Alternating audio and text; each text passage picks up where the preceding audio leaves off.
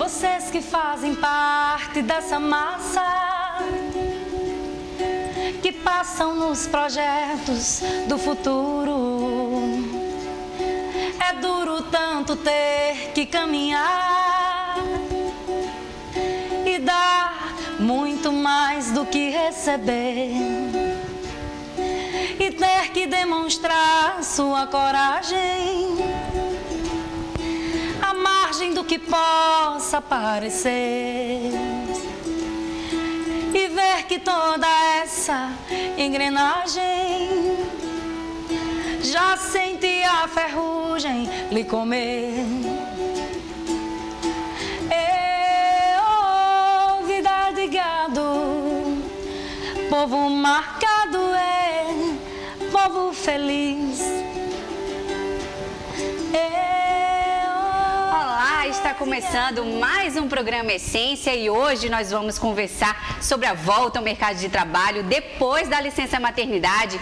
E agora, o que devemos fazer com os nossos filhos? Aqui comigo a pedagoga Isabel Nicolau e a empresária Flaviana Carlas. Sejam muito bem-vindas ao som de Isabela Fernandes.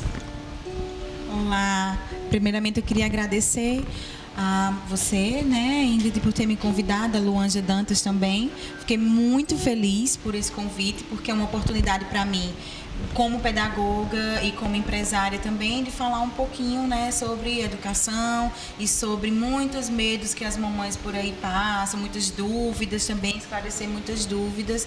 Então, obrigada, né, por esse convite.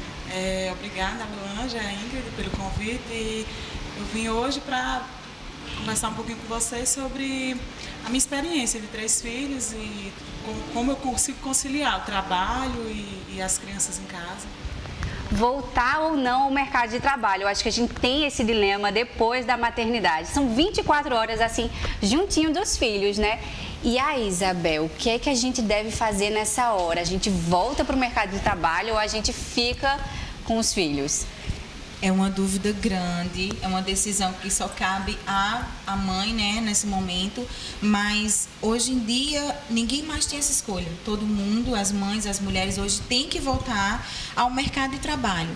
Porque, como eu converso com todas as mães, às vezes elas se sentem culpadas, muitas mães quando chegam lá no meu berçário e às vezes se justificando, tô deixando meu filho, mas eu digo, mamãe, não se preocupa, você tem que voltar a trabalhar, primeiro porque hoje em dia você, uma família, uma casa, não pode mais só um salário. Segundo, porque você precisa desse seu trabalho para você se sentir completa, porque você é mãe, é mulher, mas você também é uma profissional. Você não é, você precisa se completar, né?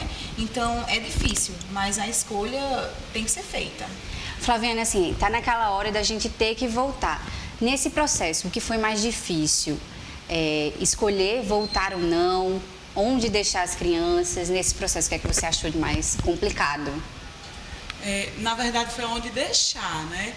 Porque como eu não podia ficar em casa, eu tinha medo de deixar meus filhos com babá em casa, assistir o que não devia, sem interagir com outras crianças.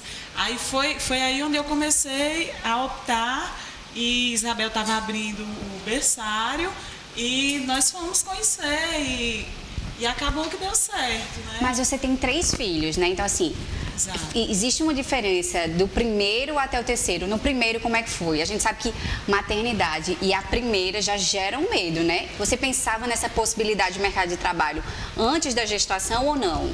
Não tinha esse pensamento, como é que vai ser depois? Não, o primeiro foi muito fácil, assim, porque eu estava em casa, então eu consegui conciliar com babá, ficando em casa e tudo, assim. Só que chegou um momento que eu fiquei sem identidade, sem trabalho, né, assim, sem trabalhar, e eu precisava voltar até uma vida normal, trabalho, essas coisas assim. Aí... Como é que você... Quando você pensou em voltar, como foi que você lidou com essa culpa? Eu quero saber de Isabel também, que Isabel também é mamãe de 3 filhos e existe essa culpa, né, Isabel? Existe essa culpa assim, vou deixar o meu filho, e agora? Eu ainda não sou mãe, mas eu acredito que é uma preocupação que é é inerente a toda e qualquer pessoa que tem esse dom, vocês três. Quando eu vejo as pessoas, as crianças que moram perto da minha casa, às vezes as mães têm que sair, como ela falou, é mãe, é trabalhadora, tem que seguir a vida. Aí eu vejo que é uma atividade muito complicada de deixar o filho, e se tratando de primeiro filho, em casa e trabalhar.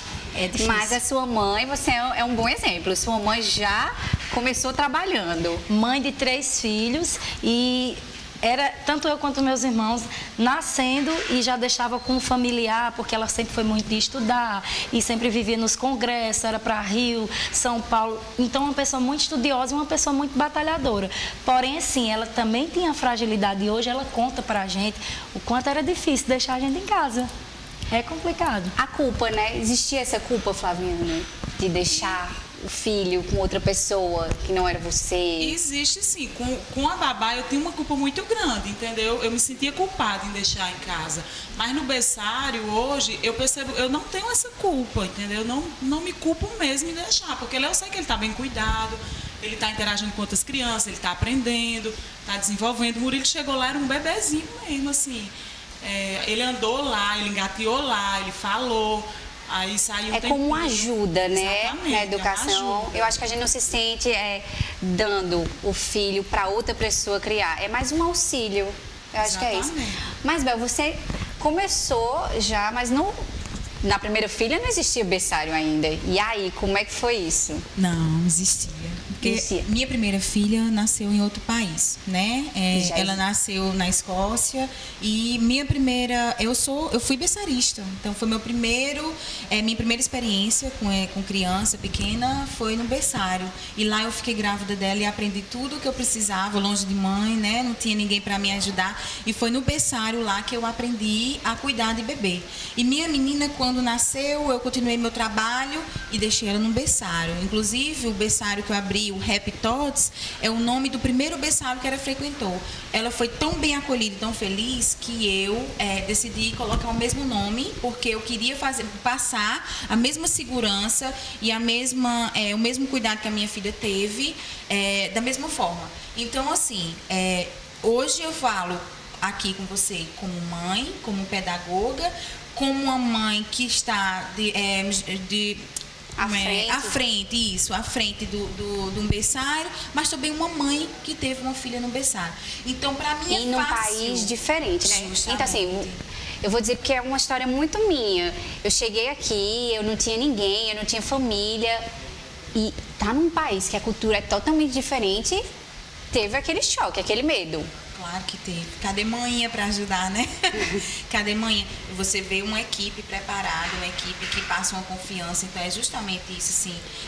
Quando me perguntam assim, um berçário, eu digo, mas minha gente, veja quem é que está à frente. Eu sou mãe, eu digo muito quando o pessoal chega, eu faço assim, olha, eu sou empresária, pedagoga, mas a minha experiência maior é que eu sou mãe de 3 e 3 em fases diferentes. Então eu estou com uma de 12, uma de 10 e uma de 2 aninhos. Então cada uma numa fase diferente. Então eu posso, com essa minha experiência, eu ajudo muitas mães que chegam lá com medos, com insegurança, né, com dúvidas e também com culpa. Isabela, você ainda não é mãe, mas existe já esse pensamento da maternidade como é. Não estou dizendo assim, calma, não estou mandando você engravidar, mas existe assim, quando eu for mãe, como é que vai ficar a minha carreira? Eu acho assim, que o que eu sou depende muito do que eu já presencio e escuto das experiências da minha mãe, quando tanto me deixou quanto deixou meus irmãos para ir estudar. Como eu falei, que ela sempre foi muito estudiosa. Isso, assim, de alguma forma atrapalhou você? A falta da mãe, não. Ela sempre foi muito presente nas outras horas. Na realidade, vou contar uma história bem particular. Minha mãe foi o meu pai. Tudo que a mãe faz pelo filho foi o meu pai. Só para contar uma história bem engraçada. Meu irmão mais novo, de 21 anos, minha mãe naquela correria, trabalhando de hospital e dando plantão em plantão, meu irmão chegou bebezinho e quis mamar no peito do meu pai. Foi uma cena que ficou muito marcante na minha casa. E ele ficou tão ausente de minha mãe e ao mesmo tempo queria se apegar tanto que ele parou de mamar com 11 anos de idade. Ele então sentia essa necessidade da presença. E ela sempre passou para mim, principalmente no ramo musical, que é como toda e qualquer profissão que você tem que se dedicar e abdicar de muitas coisas, que eu deixo para mais tarde, por conta justamente dessa vida corrida. E nós somos tão família, assim, que eu acho que se eu já tivesse tido um filho hoje em dia, em algumas coisas eu iria sentir muito, até questão de show. Vai que o filho adoeça para ir fazer um show. E muitas mães, eu acho que passam pelo mesmo drama. Não só porque atuam na carreira musical, mas a mãe que é ativa, tão quanto vocês. Existiu, Flaviana, assim, algum ponto que dissesse, pronto, meu filho adoeceu e agora? O que é que eu vou fazer? Você tinha esse medo de voltar e não conseguir suprir? Eu acho que a gente tem esse medo, né? De voltar a trabalhar, Isabel, e aí não saber o que fazer. Nesse caso, né? Da carência. Você também sentia essa carência dos seus filhos, não? Quando foi trabalhar? Sentia, com certeza, assim, eu trabalhei na noite também como Isabela, assim, né, e quantas vezes eu não podia ir trabalhar e tinha que ficar em casa com os filhos, às vezes trabalhando, tem que sair, voltar, né, essas coisas assim, que atrapalham um pouco, né. Mas aí a gente tem que saber ir lidando. Mas aí eu abri mão, né, teve uma época que eu abri mão do meu trabalho, deixei de trabalhar para ficar com as crianças em casa, na época eu trabalhava à noite, né? Porque eu tive o bebezinho, né? E não tinha condições de trabalhar à noite. Isabel, você como pedagoga, quando acontece esse caso, como aconteceu na família da Isabela, que a criança, ela sente essa necessidade, ela sente essa carência, o que a gente deve fazer? Porque eu noto também no meu filho que às vezes eu passo o dia trabalhando à noite, ele tá mais carente. É só comigo. É para comer comigo, é para dormir comigo. Então você vai fazer isso. Você vai dormir com ele, você vai comer com ele, você vai dar o seu tempo a ele. Porque a criança, o amor que você dá à criança é o tempo. A criança não quer brinquedo, a criança não quer nada caro, a criança quer você, ou você, o pai. Ela quer a família, ela quer o tempo. Então o que é que a gente diz? A gente está com um caso também, uma criança que está muito agressiva e a mãe chegou pedindo ajuda a gente, né, a minha equipe, para ajudar, porque ele anda muito agressivo, mas ela mesma confessou, ela disse, eu e o pai estamos muito ausentes e estamos muito estressados e ele está refletindo, porque assim, a criança até 2, 3 anos de idade, ela não tem capacidade nem maturidade de se expressar, de chegar para você e dizer, mamãe, estou com problemas, vamos sentar, vamos conversar. Como é que a criança vai fazer? Ela vai se manifestar de outra forma. Com birras, com choro, com agressões, mordendo. Então, aonde você vai ver que alguma coisa está errada? Então, vamos olhar o que é que a gente está fazendo agora, o que é que a mãe está fazendo. Ela está deixando um pouquinho de lado a louça, senta no chão e brinca.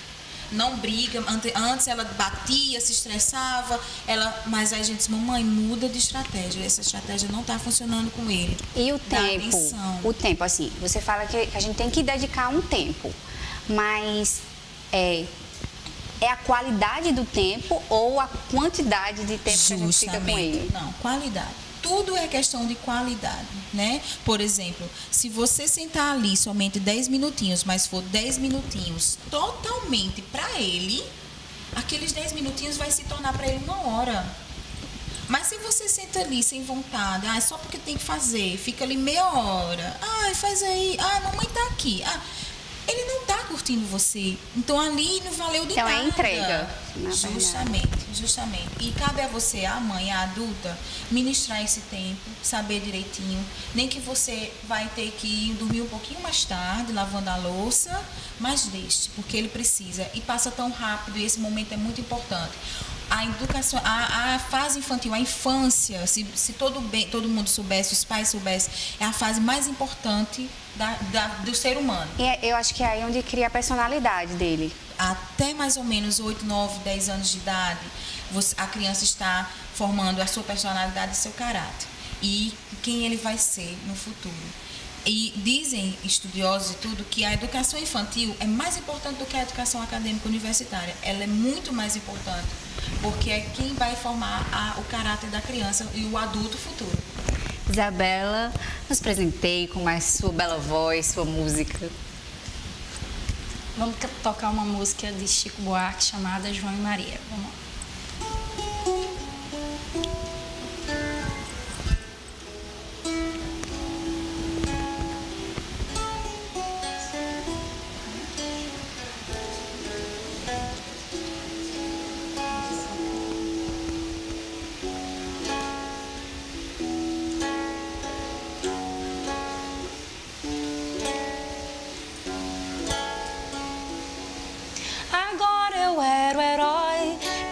cavalo só falava inglês.